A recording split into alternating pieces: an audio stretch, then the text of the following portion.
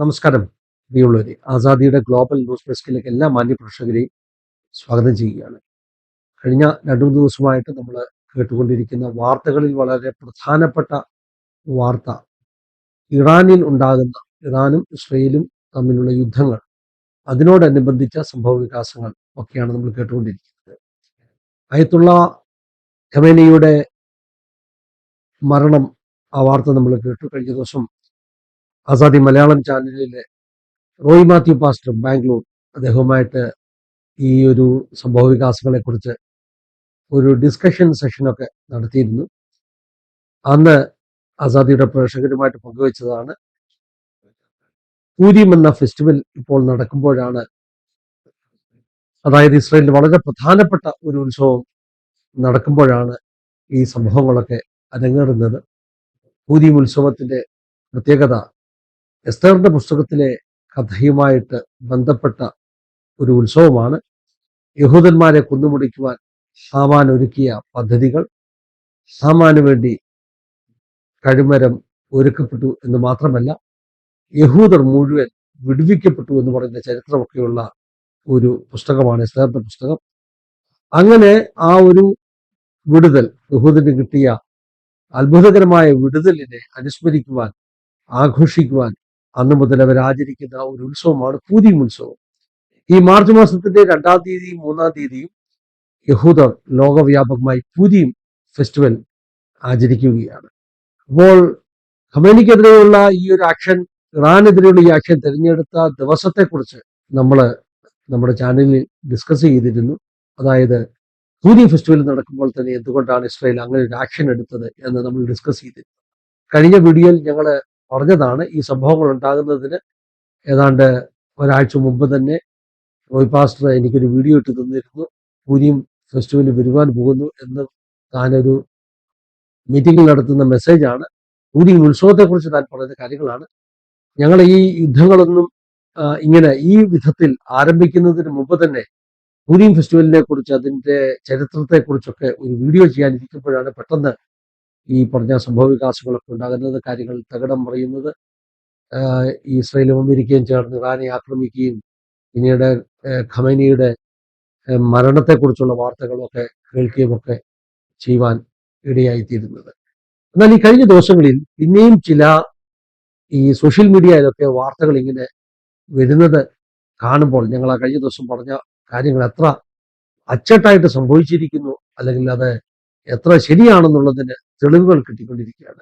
കഴിഞ്ഞ ദിവസം പിന്നെയും റോയ് പാസ്റ്റർ എനിക്ക് 1-2 ഇൻഫർമേഷൻസ് എൻ്റെ വാട്സപ്പിൽ ഷെയർ ചെയ്തിരുന്നു. അതിൽ ഒന്ന്, ഈ ഒരു ജബാദ് എന്ന് പറയുന്ന ഒരു ഓർഗനൈസേഷനുണ്ട്. യഹൂദന്മാരുടെ ഈ ട്രഡിഷൻ, അവരുടെ പാരമ്പര്യങ്ങളെ കുറിച്ചൊക്കെ പഠിക്കുകയും പഠിപ്പിക്കുകയൊക്കെ ചെയ്യുന്ന ഒരു ഓർഗനൈസേഷനാണ്. അവരുടെ വെബ്സൈറ്റിൽ വന്ന ഒരു വാർത്ത, ജബാദ് അവരുടെ റിലീജിയസ് ആയിട്ടുള്ള കാര്യങ്ങളിലൊക്കെ ഉൾപ്പെടുന്ന ഒരു സംവിധാനമാണ്. അവിടെ നിന്ന് വന്ന ഒരു വാർത്ത, അവർ വളരെ കൃത്യമായിട്ട് അതിനകത്ത് പറഞ്ഞിരിക്കുന്നു, ഈ ഇസ്രായേൽ ഖമേനിയെ വധിക്കുവാൻ തിരഞ്ഞെടുത്ത ഡേറ്റ്, പൂരീമിന്റെ ഡേറ്റ് തിരഞ്ഞെടുത്തു എന്നുള്ളത് വളരെ പർപ്പസ്ഫുള്ളി അവരെ തിരഞ്ഞെടുത്ത ഡേറ്റാണ്. കാരണം മൊർദെഖായിലൂടെ, എസ്തേറിലൂടെ ഹാമാനെ തകർത്തതിന്റെ ഓർമ്മ ദിവസം തന്നെ ഇസ്രായേലിനെ തുടച്ചു നീക്കുമെന്ന അവകാശവാദം ഉന്നയിച്ച ഒരു ഭരണ സംവിധാനത്തെ അവർ തുടച്ചു നീക്കുവാൻ ശ്രമിക്കുന്നതിന്റെ ഒരു സിംബോളിസമാണ് അതിനകത്തുള്ളത്. ജബാദ് അവരുടെ വെബ്സൈറ്റിൽ പറഞ്ഞിരിക്കുന്നത് കഴിഞ്ഞ ദിവസം ഞങ്ങൾക്ക് കാണുവാനിടയായി. അതിലും രസകരമായ ഒരു സംഭവം, ബെഞ്ചമിൻ നെതന്യാഹു, ഇസ്രായേലിന്റെ പ്രധാനമന്ത്രി തന്നെ വന്നിട്ട് ഈ സംഭവങ്ങൾ നടന്നു കഴിഞ്ഞപ്പോൾ ഒരു അദ്ദേഹത്തിന്റെ ദേശത്തോട്, നേഷനോട് അഭിസംബോധന ചെയ്യുന്നൊരു പ്രസംഗം നടത്തി. അതിന്റെ ഒരു ഇംഗ്ലീഷ് പരിഭാഷ ഞാൻ കാണുവാനിടയായിട്ടുണ്ട്. അദ്ദേഹം പറയുന്നത്, ഈ ഓപ്പറേഷൻ ലയൺ റോർ എന്നാണ് പേര് കൊടുത്തിരിക്കുന്നത്, സിംഹഗർജനം. അങ്ങനെ പേര് കൊടുക്കുവാൻ കാരണം ആമോസ് പ്രവാചകന്റെ പുസ്തകത്തിലെ ഒരു വാചകമാണ്, സിംഹം ഗർജിച്ചിരിക്കുന്നു, ആർ ഭയക്കാതിരിക്കും.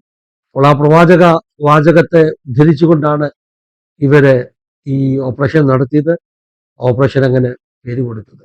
മാത്രമല്ല, ആ ഒരു പ്രഭാഷണത്തിൽ ബെഞ്ചമിൻ നെതന്യാഹു പറയുന്നത്, 2500 വർഷങ്ങൾക്ക് മുമ്പ് ഒരു പേർഷ്യൻ ദേശത്ത് അതായത് അഹശ്വരോഷ് ഭരിക്കുന്ന ഒരു കാലം ഒരാൾ ഞങ്ങളെ തുടച്ചു നീക്കുവാൻ, ഞങ്ങളുടെ വംശത്തെ തുടച്ചു നീക്കുവാൻ എഴുന്നേറ്റ് വന്നു. എന്നാൽ എസ്തേറിലൂടെ, മൊർദെഖായിലൂടെ ആ ഒരു പ്രവൃത്തിയെ തകിടം മറിച്ച് വലിയ വിടുതൽ ഞങ്ങൾക്ക് കിട്ടി. അതുകൊണ്ട് തന്നെ ആ ഒരു സംഭവത്തെ, ആ ഒരു വിടുതലിനെ ആഘോഷിക്കുന്ന ഈ പൂരിയും ദിവസത്തിൽ തന്നെ ഞങ്ങളെ തുടച്ചു നിൽക്കുവാൻ കഴിഞ്ഞ 40-ലധികം വർഷങ്ങളായി പദ്ധതികൾ ഒരുക്കുന്ന ഒരു ടെററിസത്തിന്റെ ആക്ടിവിറ്റിയെ ഞങ്ങളും തുടച്ചു നിൽക്കുകയാണ് എന്നാണ് ബെഞ്ചമിൻ നെതന്യാഹു തന്റെ പ്രസംഗത്തിൽ പറഞ്ഞത്. അപ്പോൾ ഞങ്ങളെ കഴിഞ്ഞ ദിവസം പറഞ്ഞ ആ കാര്യങ്ങൾ, ഇത്തരത്തിലുള്ള വാർത്തകൾ പുറത്തു വരുന്നതിന് മുമ്പ് തന്നെ പൂരീം എന്ന ആ ഒരു ഫെസ്റ്റിവലിന്റെ നടക്ക് ഇത് നടന്നത് സ്വാഭാവികമല്ല, ഇസ്രായേൽ പറഞ്ഞുറപ്പിച്ചതാണ്, പ്ലാൻ ചെയ്ത് ഉറപ്പിച്ചതാണ് എന്ന് പറഞ്ഞത് ശരിയാണെന്നുള്ളതിന്റെ തെളിവുകളായി ഇങ്ങനെയുള്ള റിപ്പോർട്ട്സ് പുറത്തു വന്നുകൊണ്ടിരിക്കുന്നു. ഇനിയും വളരെ രസകരമായിട്ടുള്ള ഒരു കാര്യം, ഇത്രയും നേരം നമ്മൾ പറഞ്ഞത് പൂരീമും ഇസ്രായേലുമായിട്ടുള്ള ബന്ധത്തിലാണ്. അമേരിക്കയുമായിട്ടുള്ള ബന്ധത്തിലും ഈ ആക്രമണം നടത്തിയ ദിവസത്തിന് ഒരു പ്രത്യേകത ഉണ്ട് എന്നാണ് ഇപ്പോൾ ചില മാധ്യമങ്ങൾ പറഞ്ഞുകൊണ്ടിരിക്കുന്നത്. അതായത് അമേരിക്ക തെരഞ്ഞെടുത്ത ഡേറ്റ്, ഇസ്രായേലിന്റെ പൂരിയും പ്രധാനപ്പെട്ട ഫെസ്റ്റിവൽ ആണെങ്കിൽ അമേരിക്ക തെരഞ്ഞെടുത്ത ഡേറ്റ് പണ്ട് അമേരിക്കയ്ക്കേറ്റ കനത്ത ഒരു പ്രഹരത്തെ ഓർമ്മപ്പെടുത്തുന്ന അതേ ഡേറ്റ് ആണ് 9/11 എന്നുള്ള ഡേറ്റ് ആണ്. എങ്ങനെയാണ് ഇത് ഇവിടെ 9/11 ആകുന്നത്? ഫെബ്രുവരി മാസത്തിന്റെ ലാസ്റ്റ് ദിവസം, മാർച്ച് മാസത്തിന്റെ ആദ്യത്തെ ദിവസം, ആ ഇന്റർവെയിനിങ് ആ ഒരു സമയങ്ങളിലല്ലേ ഈ സംഭവങ്ങൾ നടക്കുന്നത്. പിന്നെ എങ്ങനെയാണ് ഇത് 9/11 ആകുന്നത്? അപ്പോൾ ആളുകൾ പറയുന്നത് അറബിക് കലണ്ടർ ഉണ്ട്, ഹിജ്റി വർഷമനുസരിച്ചുള്ള കലണ്ടർ. ആ കലണ്ടർ അനുസരിച്ച് ഇത് 1447 വർഷമാണ്, റംദാൻ മാസമാണ്, അതായത് 9-ാം മാസം. ആ കലണ്ടർ അനുസരിച്ച് 9-ാം മാസം 11-ാം തീയതിയാണ് ഖമേനി വധിക്കപ്പെട്ടത്. എന്ന് പറഞ്ഞാൽ അറബിക് കലണ്ടർ അനുസരിച്ച് 9/11 എന്ന ഡേറ്റിലാണ് ഈ ഖമേനി വധിക്കപ്പെട്ടത്. അപ്പോൾ ഈ പറഞ്ഞ ദോഷൈക ദൃക്കുകൾ പറയുന്നത് ട്രംപ് പഴയ 9/11 കൊടുത്ത മറുപടിയാണ് ഈ തീയതി തിരഞ്ഞെടുത്തത്. എന്താണെങ്കിലും ട്രംപിന്റെ 9/11 യഹൂദന്മാരുടെ, ഇസ്രായേലിന്റെ പൂരീമും ഒക്കെ ഒത്തുവരുന്ന ഒരു ദിവസം, ഒരു തീയതിയാണ് ഈ വലിയ ചരിത്ര സംഭവം നടന്നിരിക്കുന്നത്. ഖമേനിയുടെ മരണശേഷം അദ്ദേഹത്തിന്റെ മകനെ അടുത്ത ആയത്തുള്ളയാക്കി എന്ന് നമ്മൾ കഴിഞ്ഞ ദിവസം വാർത്ത കേട്ടു.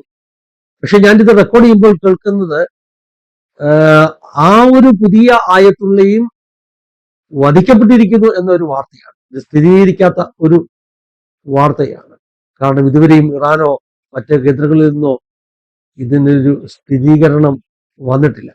എന്താണെങ്കിലും മിഡിൽ ഈസ്റ്റിൽ വളരെ വലിയ പ്രശ്നങ്ങൾ നടന്നുകൊണ്ടിരിക്കുകയാണ്. മിഡിൽ ഈസ്റ്റിന് വേണ്ടി നമുക്ക് പ്രാർത്ഥിക്കാം. നമ്മൾ എപ്പോഴും ആഗ്രഹിക്കുന്നത് ലോകത്തിൽ സമാധാനം ഉണ്ടാകണമെന്നുള്ളതാണ്. രാജ്യങ്ങൾ, മതങ്ങൾ അവർ തമ്മിലടിച്ചുകൊണ്ടിരിക്കും. നമുക്കിതിനകത്തൊന്നും പാർട്ടിയാകുവാൻ കഴിയുകയില്ല. കിട്ടിയ ചില വാർത്തകൾ, ചില ഇൻഫർമേഷൻസ് ആസാദിയുടെ പ്രേക്ഷകരുമായി പങ്കുവെച്ചു എന്ന് മാത്രം.